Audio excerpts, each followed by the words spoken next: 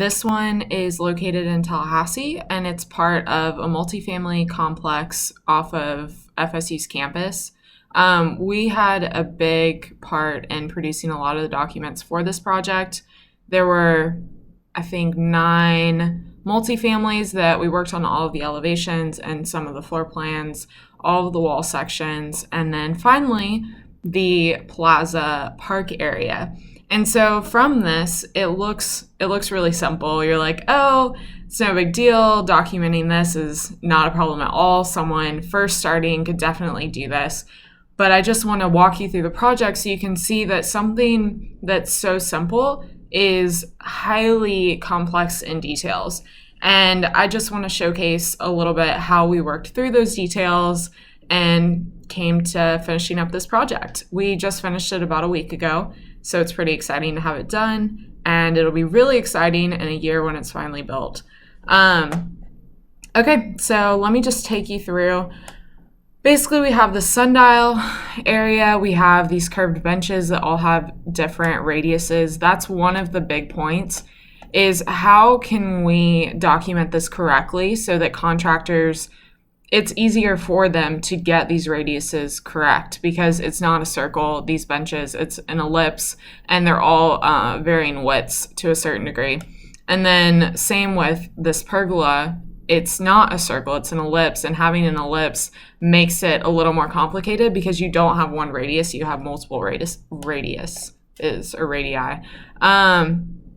And then the second portion of this Plaza park area, and this is actually for the entire community. It's not just for residents of this multifamily area, but it's pretty cool. So we have fire here, we have water here, we have a checkerboard where people can play with life-size chess pieces or checkers or whatever it might be. And then this will all be grass areas with AstroTurf that way, and this will all be that as well. That way it's lower maintenance with really cool native trees.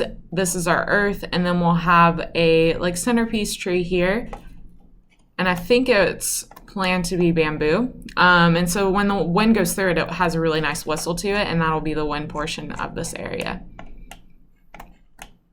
But this is the project in 3D, and I'm about to take you into the documents. I just want to show that everything's been modeled exactly like how we're going to document it. All of our benches, this. Okay, so let me take you to some of the documents. So this is our site plan. Let me just zoom into that. And you can see a basic overview of kind of everything that's on the site. And then we're moving to our details of our custom light fixtures. That was something that was really special about this project that was very important to the architect. And we had to make sure that all these details were showed perfectly. That way there's no confusion in the manufacturing as to how these will be manufactured. And this detail right here, you can see everything. And actually, I'm going to show you the red line from the architect, or the original drawing that we actually used to generate this final detail. We have some 3Ds of this light fixture, and it's pretty amazing. 2/3 of this sheet, if not 3/4 of this sheet, is taken up just by detailing out this light fixture. And it's really important that all these details are perfect, that they're all shown correctly, and that they're all understood. That way for manufacturing, it all runs smoothly. The architect has minimal questions, and there's no confusion as to what is required by the manufacturer. And let me show you that detail really quick, actually. So this is the detail that we started with.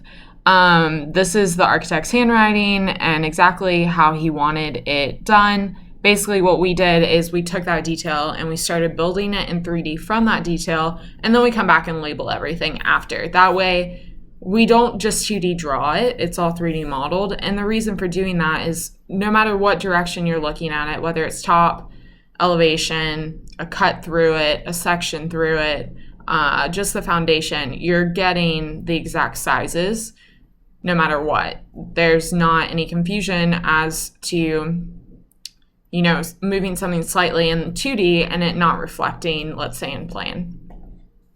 This is what we started with, and then this is that same detail, how we completed it. So that's our site plan and our light fixture. These are the details for the pergola and also for a little bit of the sundial for these beautiful brackets. I really like those.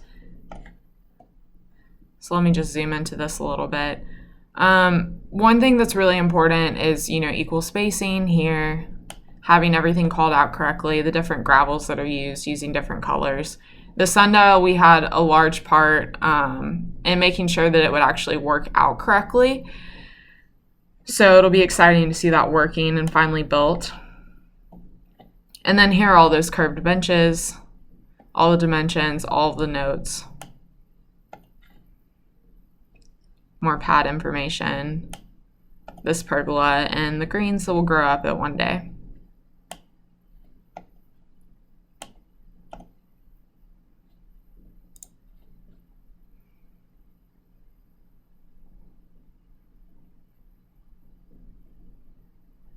This is a close-up on these and a lot more dimensioning. So one thing that was really important also on this project that we've carried on to a lot of projects, it's okay to have a few extra sheets and get dimensions really clear than to have one sheet where every dimension is hitting another dimension and it's not clearly laid out.